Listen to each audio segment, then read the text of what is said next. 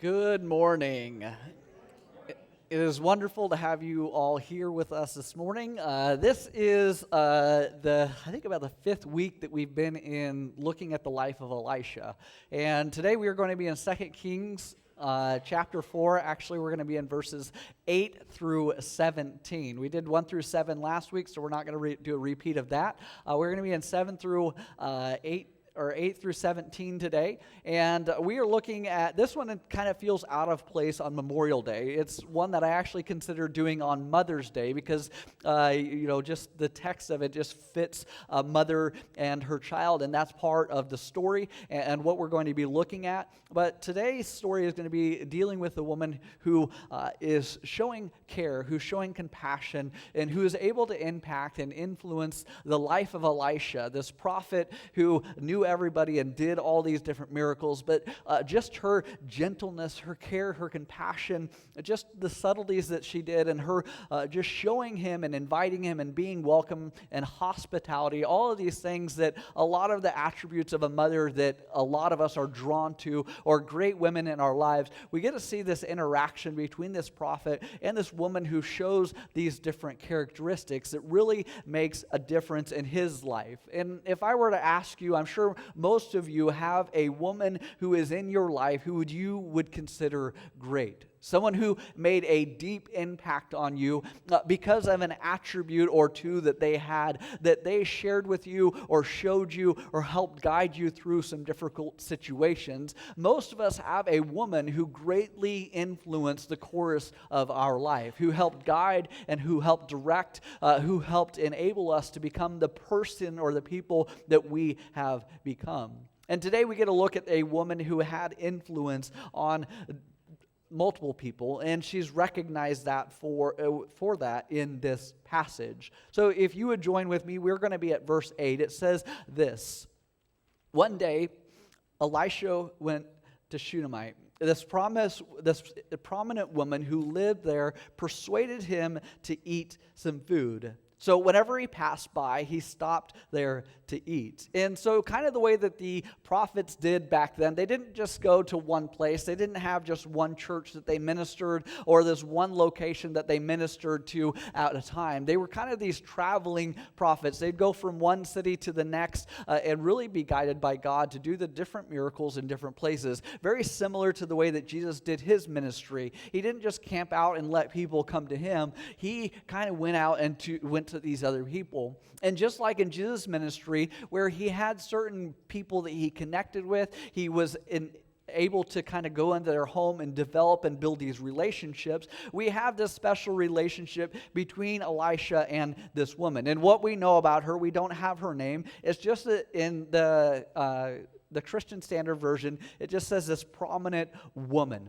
And so we can tell a little bit about her and the role that she had in her community. She wasn't just someone who kind of sat by the sidelines. She was someone who had influence, someone who was also known as a great woman. Whenever you translate that word prominent literally, it means great. So she probably had some wealth, she had influence, and that could have come from her husband, but also could have come from her character. And so this woman who was well-known made herself well-known to Elisha. And, this is not a new truth to anybody. If you have ever heard the saying that the way to a man's heart is through his stomach, this is your text verse right here, right? She lived and persuaded him to come and eat some food. And I'm sure every one of us has a person in our lives who we just can't wait to eat their cooking. There's a certain meal, this certain baked good, whatever it might be, that as soon as we are in that area, even if we have to drive or go 20 miles or 100 miles out of the way to get this thing that just kind of brings back all those memories. This is that woman for Elisha. Anytime he's making a tour, he is making this, I think we can go by Shuna. I heard it's always that she's always welcoming. So they build this relationship because she feeds him really, really well. And that's why Elisha, one of the reasons that he considers her great. But we see this sense of hospitality, this sense of generosity from her. She's never put out by it. She always welcomes Elisha. She, in fact, looks forward to it as well, as we'll see. But the thing that we can tell here, and something, the first kind of truth that I want us to look at and lock into, is that, even though she was someone who had influence, she didn't let her level of influence her level of care and compassion towards other people. There are times that we see people in our society that they may start out from humble beginnings, but as their level of influence increases, their level of care and compassion and concern for others decreases. It's like the opposite of that here. No matter what level of influence she got to, it didn't allow it to influence her level of care and compassion for others. I think that's something that we need to remember, that no matter where God takes us, no matter where God elevates our standing or our role, that we always need to remember that we are to influence and we're always to have care and compassion towards others, no matter where we find ourselves in our station of life. We have the opportunity to leave a legacy of care by showing compassion to others. We are called to do that no matter where God calls us to. And so we have this example of this woman who influences the life of Elisha. And I'm not sure what their conversations are like, but I'm sure as he comes around, she is gleaning as much as she can from him. She might feed him physically, but she is probably being fed spiritually by having this prophet in her home. These conversations that they have late at night or across the dinner table from each other. And this woman is growing through her interactions with Elisha. And, that is something that we should remember, is that, as we go through life, there's always someone who's going to have influence on us. In this passage, this woman influences Elisha. And if we look back on our life, again, at the beginning I kind of asked you, who is someone who has influenced your life?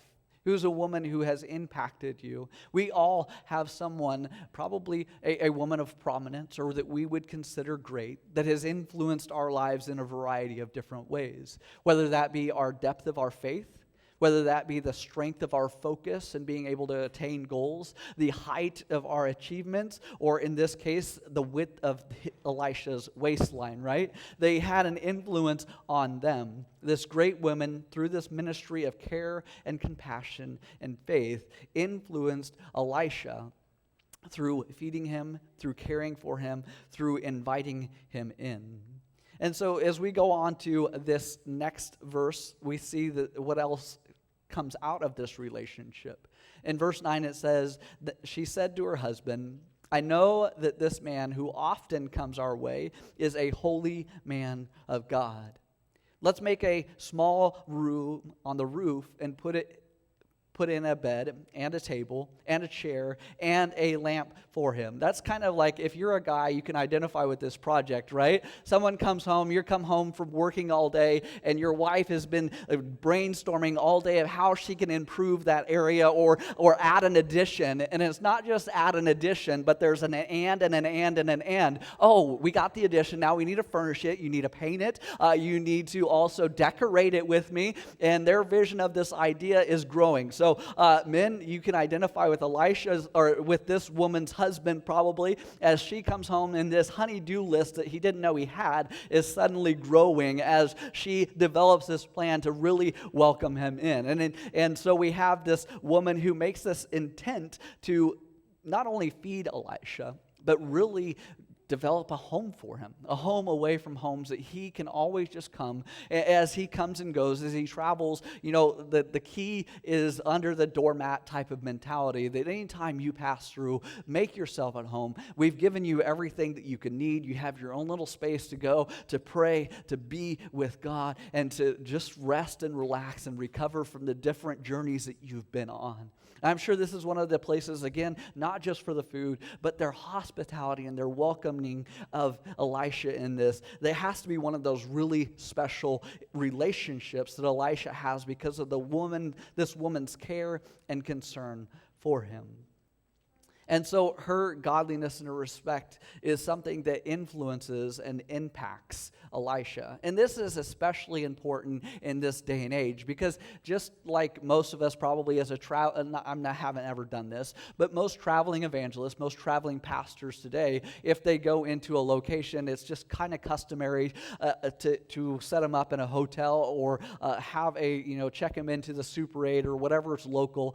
But in this day and age, there weren't a lot of those options. And so it really relied on the hospitality of people in each place to welcome them in and create this home and this environment for them. And so it's, if you grew up, and I can identify with this, whenever we'd come back from the mission field, we really relied on the hospitality of other people. As we would come back for a year and we would go from one church that supported us to another church that supported us, oftentimes we would just be at the mercy of people's hospitality to invite us in. And there were some people that really went above and beyond, like this woman did, who would let us live with them for months or stay with them for extended periods of time, and they would really want their home to become our home. And I think that is something that we maybe lose sight of or lose track of the value of that in our culture today, is to really be hospitable to people, to really be welcoming of people. There are always going to be people around who need somebody to be hospitable to. I know there's different people in this church who have kind of reached out to the college students at Ozark, but it doesn't have to be limited to that. It can be anybody that's coming into this area who you hear of or know about that needs some hospitality, who needs somebody to care and show them compassion and to welcome them in. And you can have a great influence on them if you show them that type of thing. And one of the things that I want us to really identify and kind of lock into is this woman's attitude towards Elisha. She hasn't asked to do any of this. She just kind of does it. She has this mentality that she sees this need of Elisha. And she is always thinking about, how can I meet his need? What does he maybe want? What will be most beneficial to him?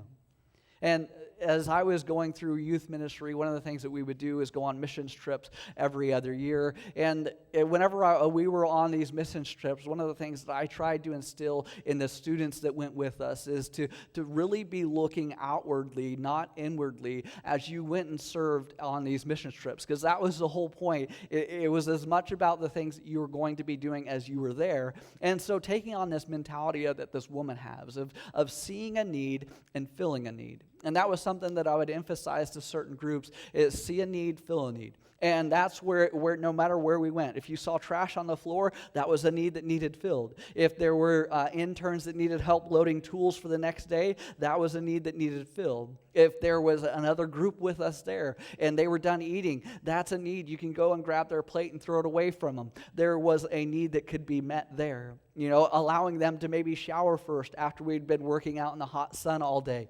Seeing and looking for the needs that might need met. And that is really kind of at the heart of this woman, is she sees the needs and she fills the needs of Elisha as he comes and as he goes. And I think that in our church setting, I think that's oftentimes the mentality that we should want to adopt. And really, if you come in here with that mentality, and you're always looking for a way and looking for the needs of not just yourself, but looking at the needs of others, as you have conversations with people and you hear about something that they might need help with. Maybe they're moving that week and you just jump on board and help them move in like people did with us. That was a need that was met, and it has an impact on people. If you hear of someone who might be struggling with their grocery bills and you are able to fill that need by dropping something off to them. If someone needs a place to rest, there are always things that as you come into this building, there's always needs that need filled. And I think the more that we look for those needs and are willing to step in and step up to those different needs, I think that is one of the core ways that church grows, is whenever you get involved and you start contributing, then you are able to have a greater impact on those who come in.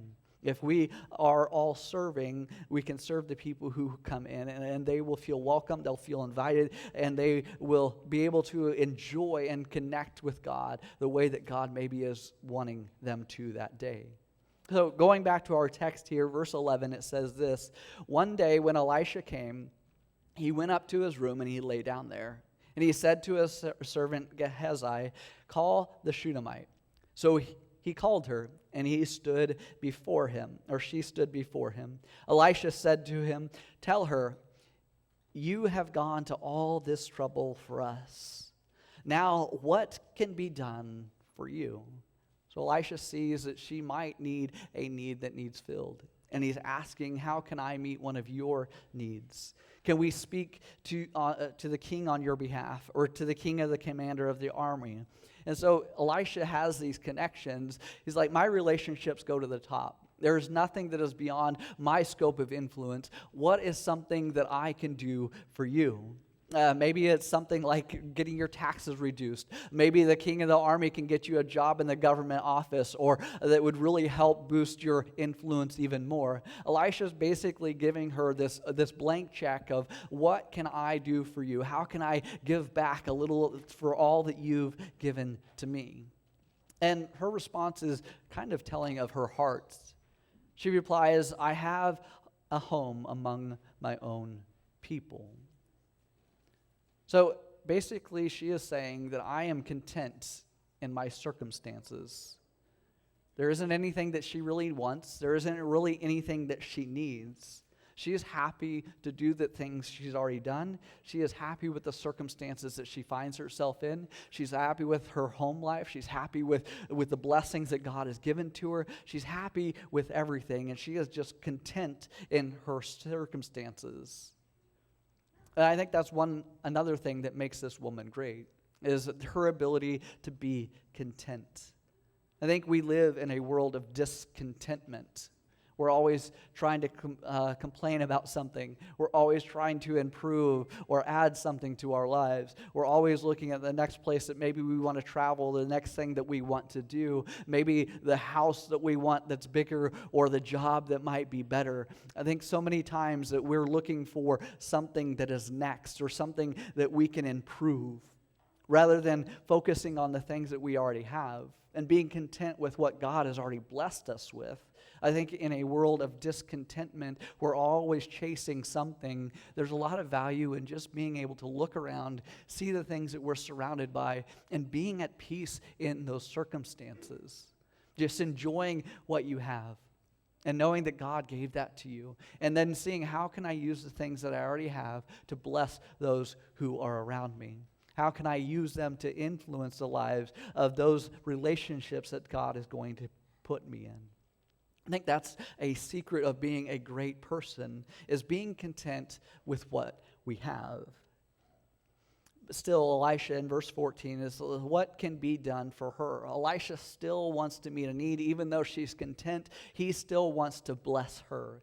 And Gehazi says, she has no son, and her husband is old. And again, this shows the servant's awareness of a need that she might need filled. Something that he brings to Elisha's attention. He's learning to watch for needs, and he knew that God could meet such a need because God had provided people like Abraham and Sarah a child even though they were old. There was precedence for this happening even though it might not be something that happens often.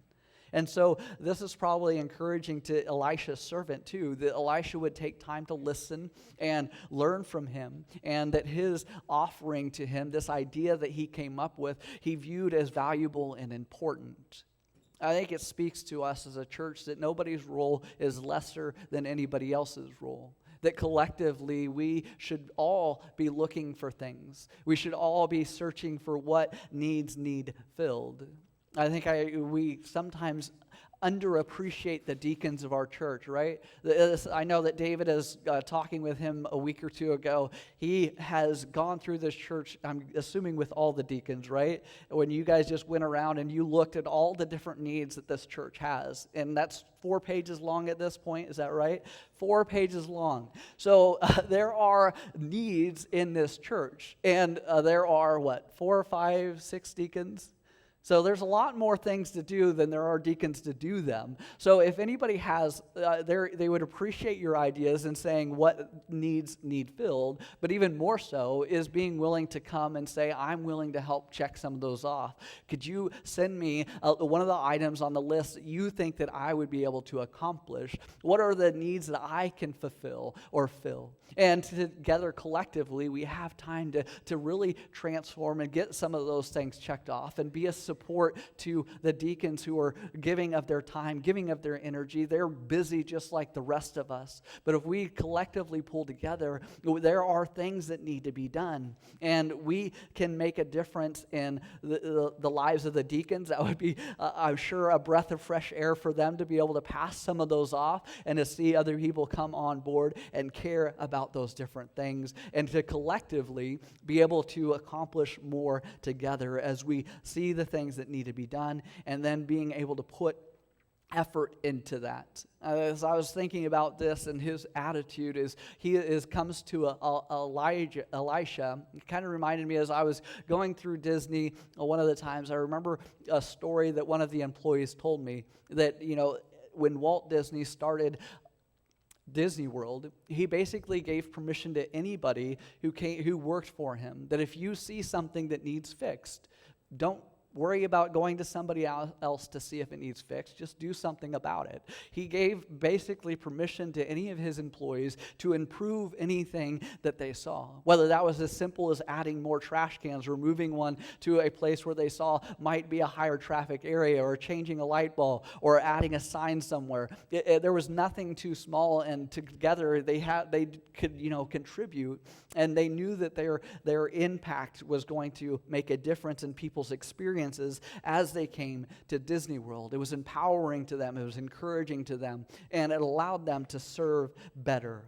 I think whenever we have that attitude of seeing the needs and filling them, then it does all of those things for us too. It's empowering, it's encouraging, and it's wonderful to be able to come together and do what we need to do. I think if you're looking for some different things, not only can you go to David, but also we have a children's ministry that is currently collecting things for camp to help those workers, and you can be an encouragement to that and stop by that table that Whitney put together. There are needs that are all around us, and when we come together, we can show this appreciation we have for the people who have put time and effort into energy to try to bring other people on board. And that is something that motivates us all when we work together to do the things that we can do. Because I think sometimes we have this tendency, and we're humans and we like encouragement. But if we are doing the work and we seem to be doing the work ourselves, sometimes that can become discouraging. When we are just feel like we're the only ones putting in the effort, we can sometimes feel underappreciated to others and undervalued. And whenever that happens, it's draining rather than filling. And so as a church, we want to be filling those people who are doing the things or coming with ideas, who are working towards meeting the needs of others. So we see this need and this idea that comes from his servant. Let's continue on. Verse 15 and 16, it says, Then Elisha said, Call her. So he called her, and she stood in the doorway. About this time next year, Elisha says, you will hold a son in your arms. I wonder what that must have been like for her to hear those surprising words. Was it something that she had asked for? It wasn't something that she sought out. It wasn't something that she even expected. But to hear this blessing that was going to be given to her, this unrequested miracle that was going to be given to her, and she at this moment would have known that that was a miracle from God. This miracle of life that was about to change her life. Elisha makes this promise that she'll be able to embrace a son, that she'll be able to be great to him, to be able to influence him, to grow him up into becoming a man of God. This undoubtedly would have been a moment that she remembered and recalled the rest of her life. In this moment also, I think it's challenging sometimes when we read the Bible, I think we have a tendency to sometimes look at things like this and ask hard questions, especially if we've gone through hard things in life. It sometimes seems random who God blesses and who God doesn't bless, who God will allow a miracle to happen to, and somebody else who doesn't have a miracle happen to them.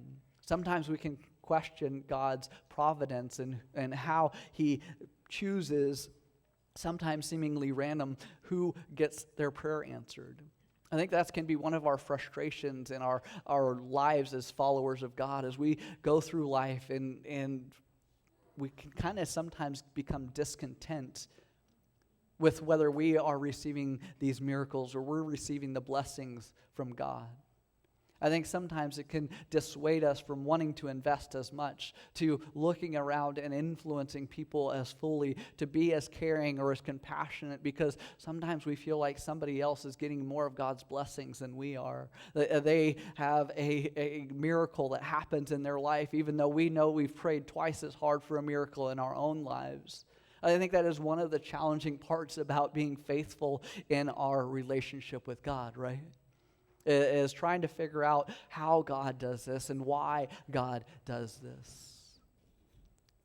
But I think this woman shows us that, and we need to be reminded that we need to be content no matter our circumstances and be happy to support other people just as much as we would want them to support us if we experience those miracles as well. And I can't tell you why God chooses certain people. I can't tell you what determines whether God answers a prayer in someone's life or not. I don't have that level of clearance, right? But I do, and I can tell you and encourage you to be content in your circumstances and allow you to use the things that God has given to you to bless other people.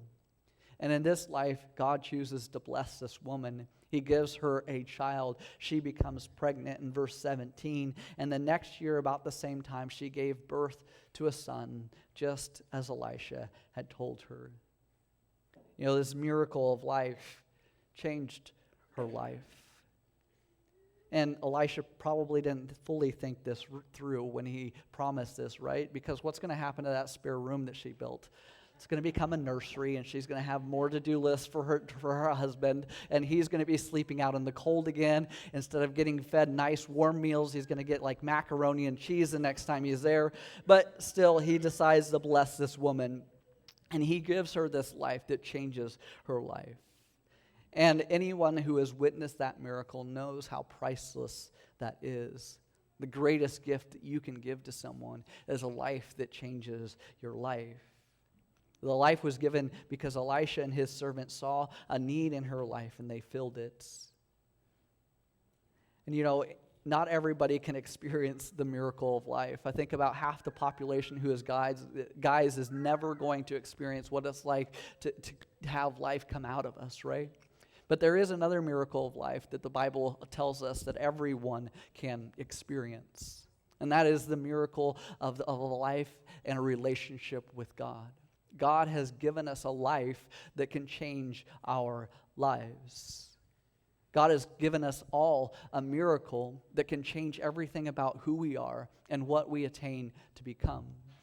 And when God created the world, He created us all with an ability to influence. He created us all with this desire to have care and compassion for others. And He modeled this to us. He showed us what life could be like if we experienced the miracle of life that He can give to each of us. You know, He sent His Son Jesus to come and change all of our lives, who was able to demonstrate and model to us what caring and compassion ministry is and how we can use our influence to change and impact the lives of others. Jesus was just one person. He chose 12 disciples that He influenced greatly, who He welcomed in, and He gave us this model of what we are to do in our lives, this model of discipleship, of caring and compassion, and creating this community that we connect with, that then we can go and meet the needs and fulfill the needs of others.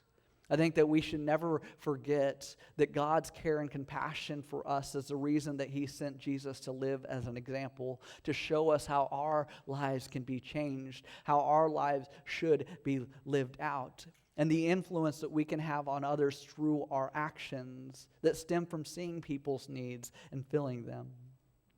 I think That is one of the things that God really wants us to learn as we study Scripture, is to see how his life can change our lives. And if you talk to someone who has experienced that for themselves, and they've experienced the life-changing power of Jesus, they'll tell you that there is nothing that comes close to that. That it can give you a peace, it can give you a sense of contentment that you'll never be able to find anywhere else. The miracle of having a new life because of the life that Jesus gave. And I think that that's something that we need to remember, that that is something that we hold on to and that we should always value and treasure and be willing to share with other people. I know some people in here, most of us in here have already experienced that and know that.